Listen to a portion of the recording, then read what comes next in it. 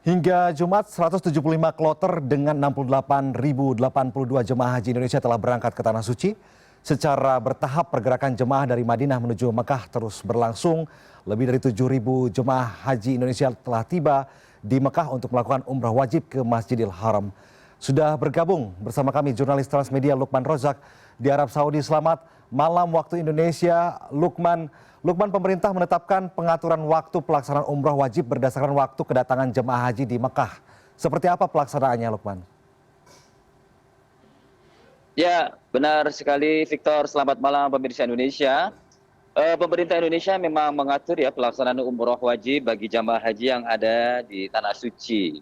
Jadi jemaah haji yang saat ini tiba di Makkatul Mukarramah dari Madinah itu tidak langsung langsung umroh ya, melainkan transit dulu di hotel untuk istirahat sebentar, tapi mereka sudah mengambil mikot di Bir Ali. Jadi dalam perjalanan ke Mekah mereka sudah memakai pakaian ihram dan berniat, tapi tidak langsung menuju Masjidil Haram, melainkan istirahat sebentar di hotel untuk memulihkan kondisi badan biar ketika nanti pelaksanaan umroh biar fit dan tidak tumbang. Dan Victor, pemerintah Arab Saudi pada tahun 2026 ini memang menerapkan aturan ya. Jadi setiap orang yang ingin melaksanakan umroh termasuk jamaah haji Indonesia itu harus terdaftar atau mendaftarkan diri di aplikasi Nusuk atau Nusuk ID Card.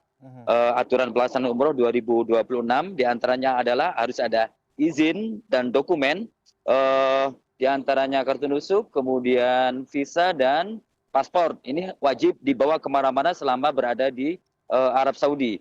Biar nanti ketika jamaah haji ada razia atau ada pemeriksaan, itu bisa langsung menunjukkan identitasnya, kelengkapan dokumennya, dan tidak terkendala keimigrasian.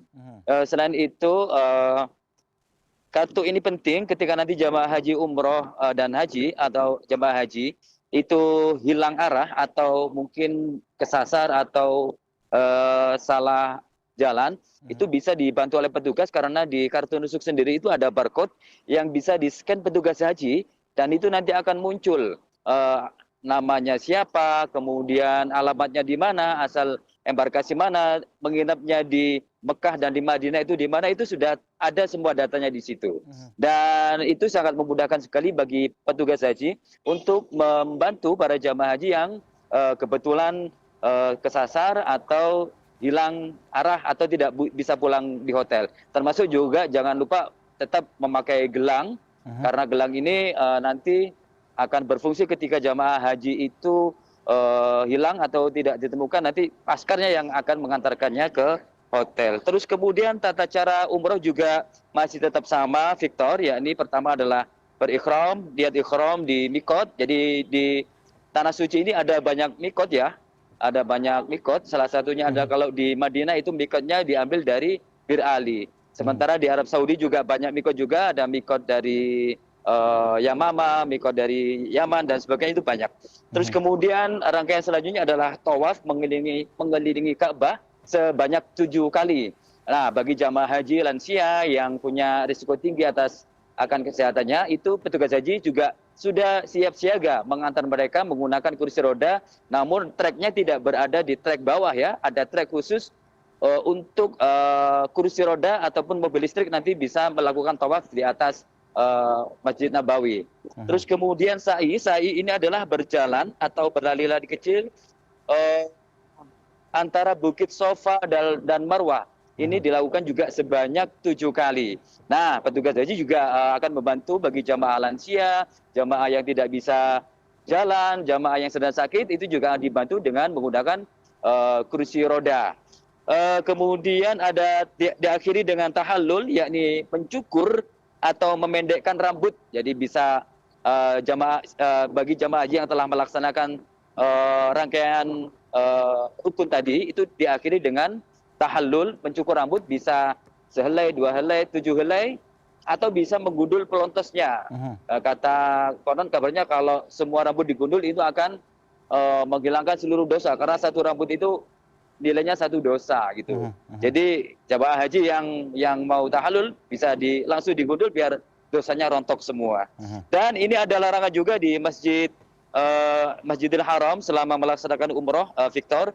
Pertama, tidak boleh tidur atau membentangkan sajadah atau alas tidur di koridor atau di area publik dan jalur pejalan kaki. Hal ini diterapkan agar tidak mengganggu kenyamanan para jamaah haji yang lalu lalang di sekitar area Masjidil Haram. Kemudian tidak boleh membawa barang bawaan berlebih ya. Mungkin terlalu banyak membawa sajadah, selimut, bantal itu nggak boleh.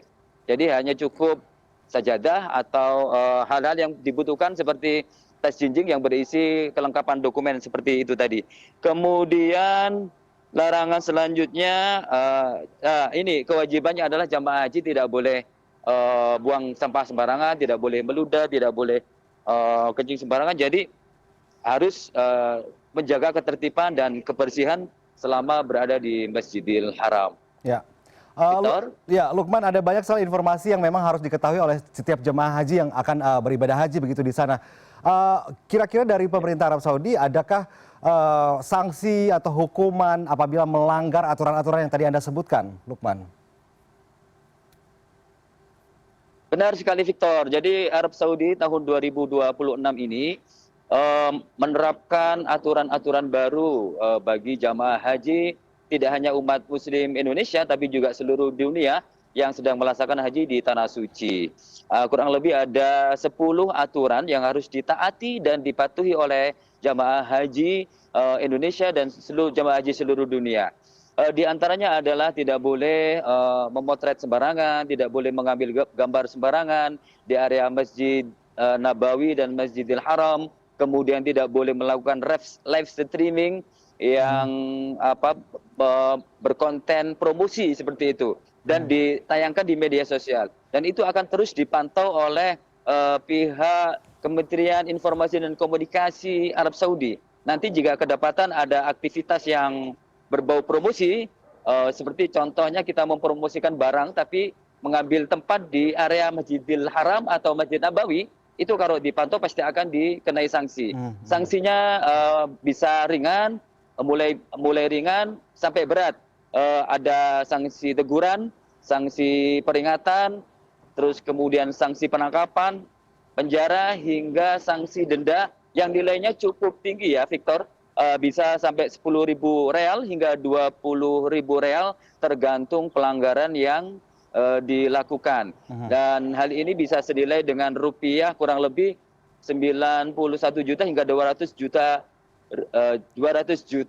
rupiah. Seperti itu. Dan saya menghimbau kepada para jamaah untuk tetap berhati-hati, tetap beretika, karena ini adalah rumah Allah, Baitullah, Masjid Nabawi juga rumah Allah. Jadi ketika beraktivitas di sekitar Nabawi dan Haram, itu hendaknya tetap memperhatikan etika dan mematuhi peraturan yang telah ditetapkan oleh pemerintah Arab Saudi. Ya, baik. Ada banyak sekali aturan yang diperketat oleh pemerintah Arab Saudi, termasuk melakukan tawaf bagi yang lansia bisa menggunakan kursi roda tapi di trek di jalur yang berbeda begitu ya. Terima kasih banyak Lukman atas laporan Anda. Selamat bertugas kembali di sana, sehat selalu. Selamat malam. Assalamualaikum, Lukman. Waalaikumsalam warahmatullahi wabarakatuh.